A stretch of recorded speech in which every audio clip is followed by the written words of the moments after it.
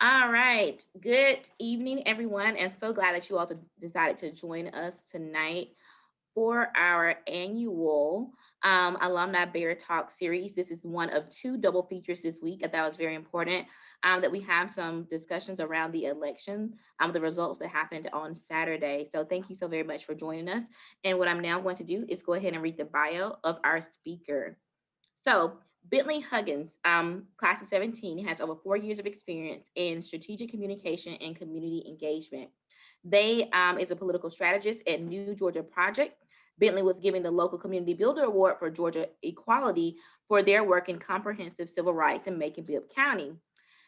They were recognized by the Georgia Voice as the up and coming LGBTQ plus youth at the 2018 Best of Atlanta Awards and was a finalist for the 2019 Awards for Best Activist.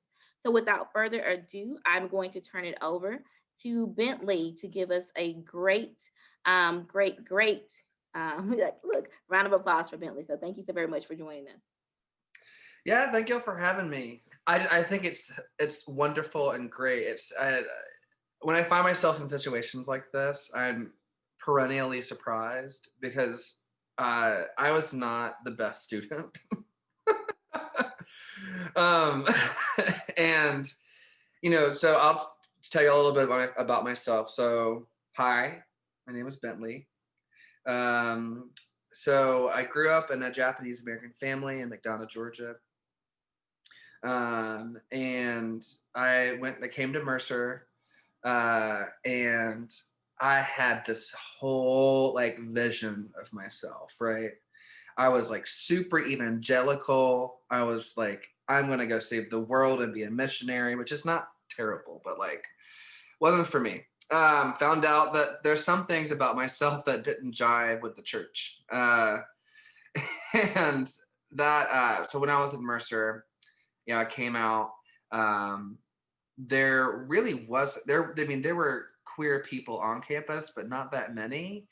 And the attitudes of the faculty and the staff were always great, but not necessarily the students. And so, I mean, I don't know what it's like to be at Mercer now, but when I was back at Mercer, it coming out was a big deal.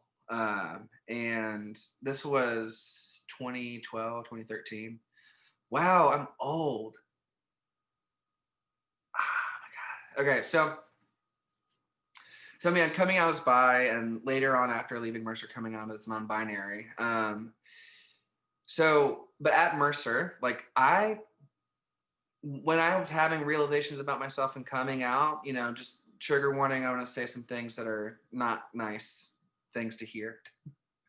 But when I was at Mercer, coming out, it didn't go well with my parents, and my life was turned upside down, and I didn't know what else to do besides just try to numb everything that I was feeling with things I should not have been taking. And so I experimented with a lot of drugs and was really stupid, and I ended up getting sexually assaulted twice in one summer. And that broke me, right? And so, I was also, when I was in college at Mercer, I worked 3 jobs at one point and going to school full time. So, when you stack up so many things up on top of each other, and just eventually you can't carry all the spinning plates, like they're just, something's going to give, and everything gave.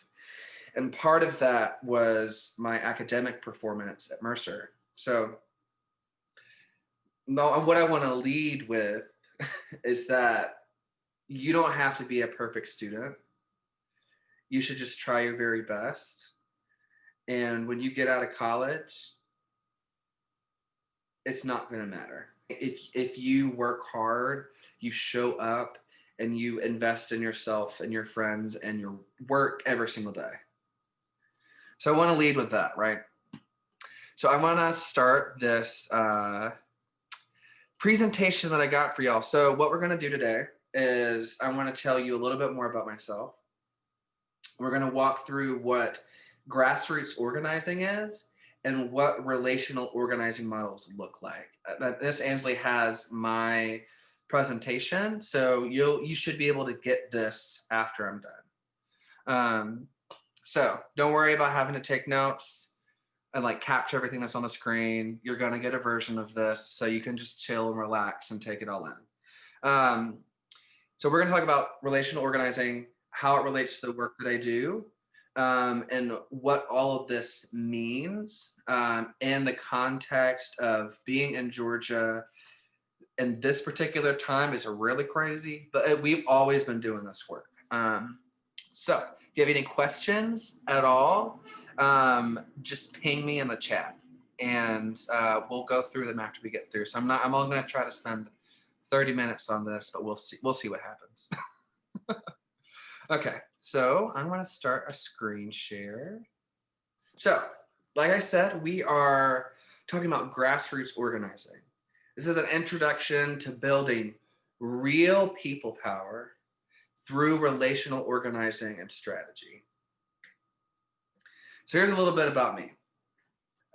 So every person on this call, I want you to take a pause, close your eyes for a minute. Just close your eyes and think about, when was the first moment in your life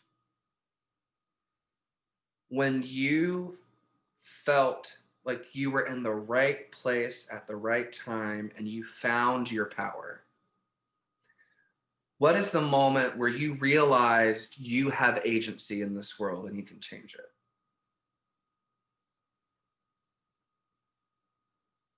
I want you to think about that and hold that. Where were you? Who was around you? What was the weather like? What did you feel like? Okay, so y'all got that? So let me tell you a little bit about mine. So like I said before, there was the summer of 2014 was one of the worst in my life, right? So after I'd been through, 2016, after I'd been through all that I had told y'all about, right? All the plates finally fell, and the last one to fall was Mercer, and I had to drop out because I couldn't figure out how to keep my scholarship. I couldn't figure out how to pay for school. And so I had made a new plan for myself. And I said, you know what? I'm going to work at this store called Robinson Home. Dr. Bokros knows what I'm talking about. There used to be this kitchen store downtown. And so I'm like, I'm going to work here. I'm going to teach culinary classes. I'm going to figure it out, right? So I thought, and I was maybe going to teach culinary school. I don't know. I was figuring out day to time.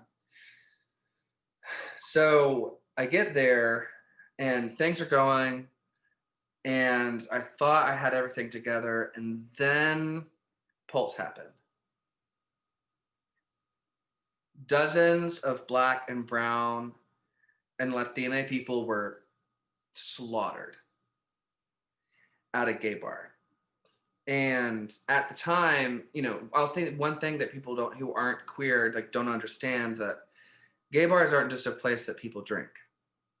It's not just a place where people do drink at a bar, revolutionary, but they serve as community centers. They serve as funeral homes. They serve as literally as a sacred place. And so when Pulse happened, I just needed, I didn't know what to do. All I knew what to do was that I needed people around me and that I wanted to do something. And so I called Dr. Silver and I was like, hey, I need the park. And he was like, you need more time? I was like, nope, I'm doing it and you're gonna be okay with it. So I planned a candlelight vigil and on Facebook, and it went off out of nowhere. I was not expecting the amount of love that I was shown. So we had folks churches, news stations, and this thing that was planned in basically 12 hours had 300 people there. And I remember, sitting, on top or standing on top of that ledge in Tatnall Square Park with hundreds of people from the Mercer family and the Macon family who all came together to give love and show love for each other. And that was the first time in a really long time that I felt like I was speaking truth and that I was using who I was as a person to make the world a better place. Because for the longest time, I lost a vision of myself in which I was an agent of change for good. And that moment in time changed that course for me. So we started March on Macon. And so these are pictures. This is Rosa Parks Square, where we had a rally to demand from our local leaders that everyone is treated with dignity and respect and receives the same protection under the law that white straight men have. And so we had our rallies. We had, this is a picture of us in the county commission arguing and strategizing really quickly for the passage of employment protections for public employees who were queer.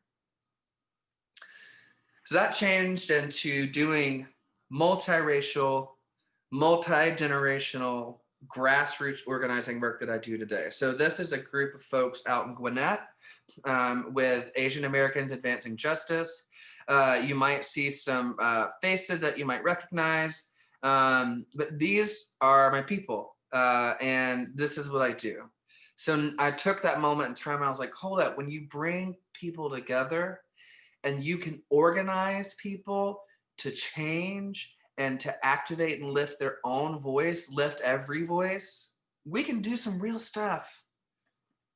Now that I've showed y'all, like, basically what I do and the anecdote of how I came to be, we're going to talk about some theories of social change. So there's global theories, right? And global theories are theories of broad policy change. Tactical theories, like the name, multidisciplinary theories that apply common advocacy tactics that are likely a part of broader advocacy efforts or campaigns. So there's two theories, right? I'm not going to tell you which one to believe in because that's not what I'm here to do. But global theories, right? This is something, for example, we're going to talk about everything that grassroots organizing is not for a minute. So we can figure out and kind of, filter through things that come in our head when we think about grassroots organizing. So one of them is coalition theory or advocacy coalition framework, right? And that's when policy change is a coordinated activity among a range of individuals with the same policy core beliefs. Like coalitions, you can have people who do not share the same level of power, the same level of influence, of level, but have a shared interest, right? Y'all are going to get these, so I don't want to read through each and every single one of those. There's also tactical theories, right? So they're one of the things, right? So when I did the March on Macon, when that first all started up, this was actually a media influencing and agenda setting strategy. Because what I was doing is a thing called digital organizing, but I was using my connections and the local media to basically boost what I was doing and give it a voice so that people could, outside of, Tatnall Square Park, could see what we're doing. That is actually what pushed what we were able to do in Macon to the forefront, because once the Telegraph started covering it, then the AJC started covering it, and then the Washington Post started covering it. And so using a media influence and agenda setting strategy, basically what you're doing is you're taking a narrative and a core message that you need people to understand and get, and using the media as a leveraging point to get your point across, right? So that's an example of tactical theory. But we came today to talk about grassroots and community organizing theory.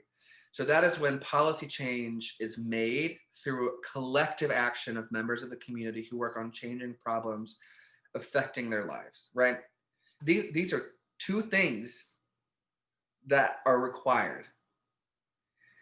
One of them is that the people that you are organizing are actually impacted by the issue you are looking to resolve. These are not sympathetic people. They're not allies. They're not people who read a book about it.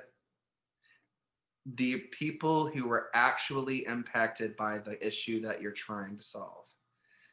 And then the other thing is your role, whether you're in an organization, an individual capacity, you're a convener rather than a leader. Does that make sense? So when you're grassroots organizing, you're not trying to push up one particular person. You're pushing the community up together. So let's talk about grassroots organizing. Underlying assumptions. Power exists because people cooperate or obey. Power bases can be shifted through actions and events. Organizing efforts should reflect the wishes of people directly affected by the problem. Organizing requires building the capacity of those affected by the problem to address it. Also, I just realized I did not tell y'all I have a degree in philosophy. So the way that I kind of view the world is through logical models. So if this is not your thing, I'll try to make it spicy. But so these underlying assumptions are things that, and also, yes, all of these things are things that you assume to be true to be able to implement a grassroots framework. And the last one is like efforts should focus on changing institutions and policies, not changing individuals. So this is what that means, right? Because a lot of times, so for example, this is not grassroots organizing, but it's a message. Instead of trying to convince white supremacists to be less racist, in a grassroots organizing theory application, you're trying to dismantle white supremacy and white supremacist manifestations in our world, right? So as a grassroots organizer, I'm not trying to make white people less racist, or I'm not trying to make homophobes less terrible. What I'm trying to do is stop the government from making it almost impossible sometimes for people to get their gender marker changed on their ID. Or I'm trying to look at and change how banks still discriminate against Black and brown people, and in Black communities, finding a bank that actually manages your money and helps you build wealth becomes an easier reality than the one that we have now. So here's the applications, right? So advocacy efforts are focused on working with many, not the few. So we are not a leader, right? We are facilitating efforts. We're a vessel for change. We're not telling people what to do.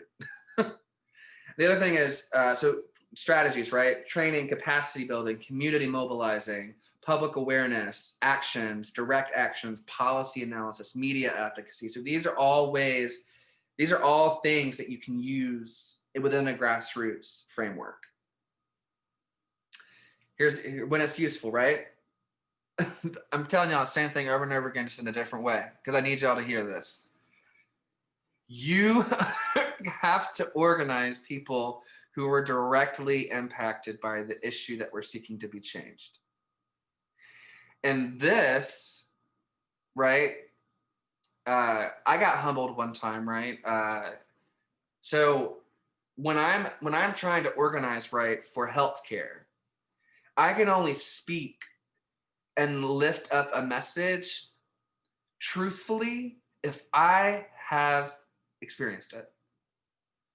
So I work in healthcare advocacy. We have a lot of issues with, a lot of campaigns around Medicaid, Obamacare, Medicare. I've never been on any of those. I was raised in a house where we didn't have to. My mom was a teacher. And when I got to Mercer, I had Mercer insurance. And then when I went to, and then eventually now I have insurance for my job. I've like lost health insurance, but I've never had to rely on the government for healthcare. So when we are, organizing around healthcare, I have to decenter myself, because even though like I would be impacted and everybody is impacted when the government does not invest in healthcare, I'm not the one who's going to get hurt the most.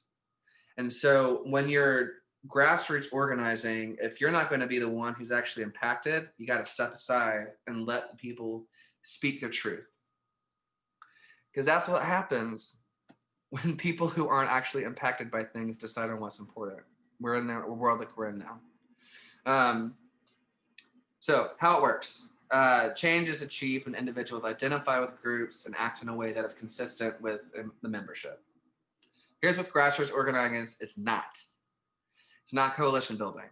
That's different, because coalition building, you're organizing organizations, not people. Grass tops organizing, you're organizing people with institutional power and influence. That is different from grassroots. Grassroots, you're organizing people who are directly impacted and who do not have the power currently who deserve it. When you're grass tops organizing, you're strategizing to create positive change with people who have power. AstroTurf, this is my favorite one. It's my least favorite thing that happens, but it's my favorite term. But basically, it's manufactured mimicry of a grassroots movement that is a lot of times just well-funded marketing campaigns. I'm going to be nice today and not be petty and talk about which ones those are. So here's some examples of grassroots organizing in the past, right? In the past. Let me remember how to speak properly. So silence equals death.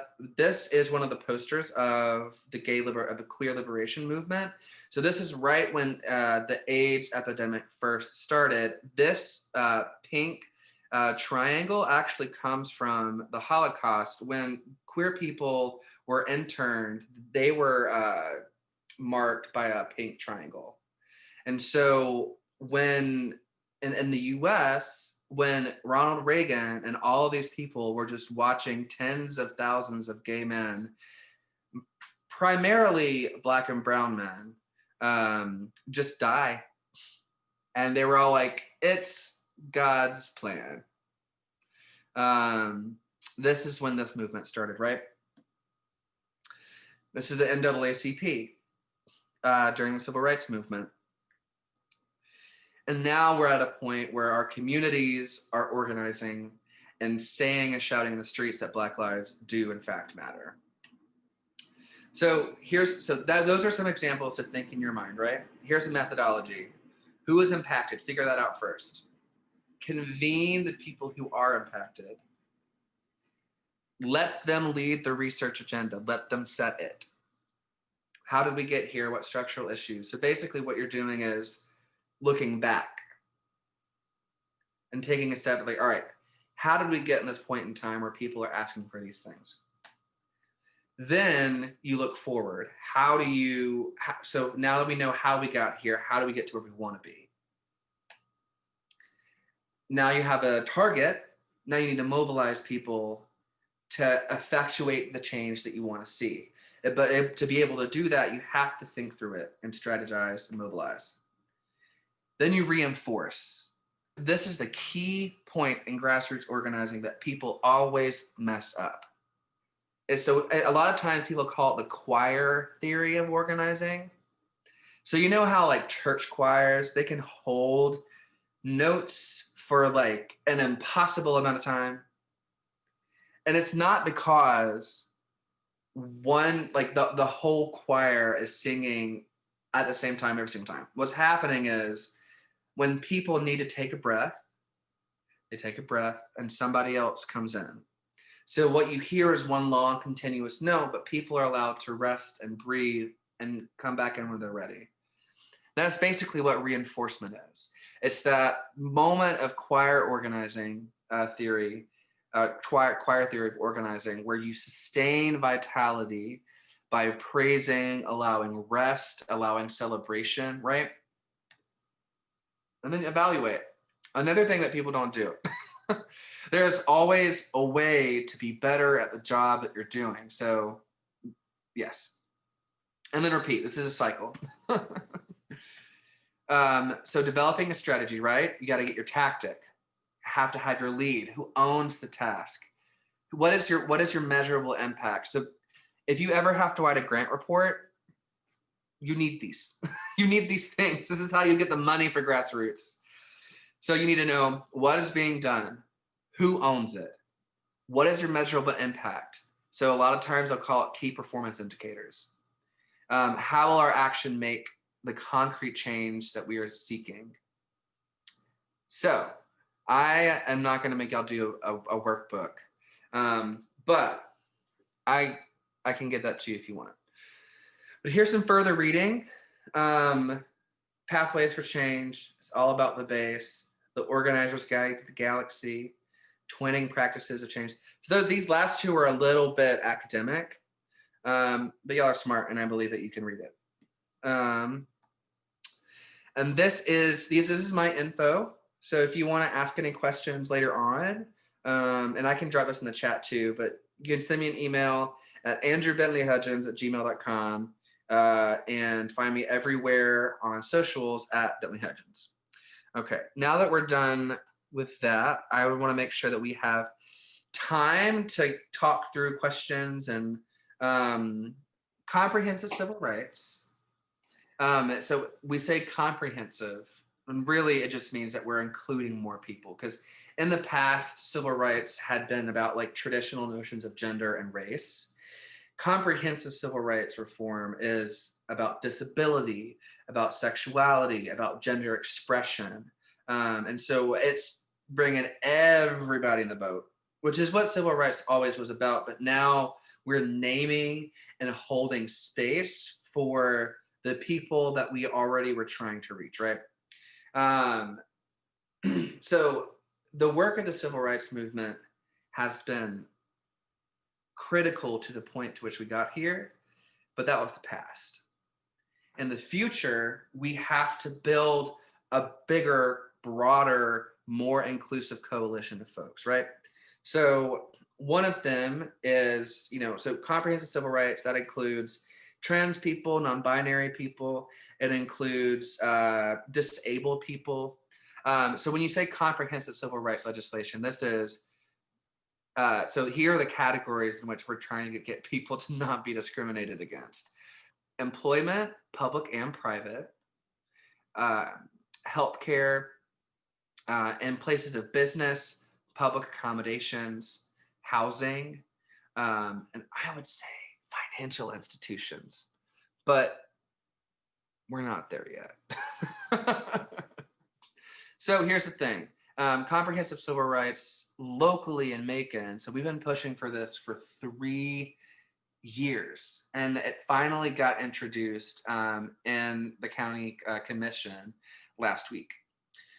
So this would include like housing, private and public employment, public accommodations. And so public accommodations is like restaurants and bars and hotels and whatnot. And what this would do, it prohibits discrimination on the basis of someone's race, religion, gender expression, their sexuality or perceived sexuality, their sex, race, age, like disability status, all the things that, the categories that we use to describe the human experience. So that is what's going on locally. And they are asking, so let me specify who they are. DeMarcus Beckham, Scott Mitchell, and Claire Cox are all working to make sure that we get enough emails out, right? So the strategy that we should always do, right, is focus on reinforcing people who will already support you. it is a very big waste of resources and time, and it's a very ineffective method to try to convert people or change people to supporting you. Because more likely than not, the people who already support you, they do.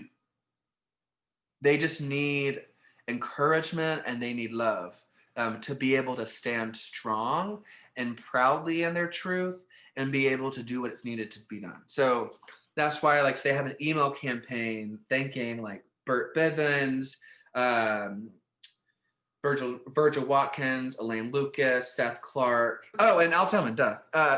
So these 5 people are the ones that are going to actually support the comprehensive civil rights legislation that is getting passed. And what they're asking people to do is to email them and encourage them and thank them for supporting the right of everyone to literally just exist. I don't understand how we're still having this conversation, but we are. So that is what's happening with the local civil rights or comprehensive civil rights legislation. Do y'all have any questions? Well, any thoughts? can I put in a plug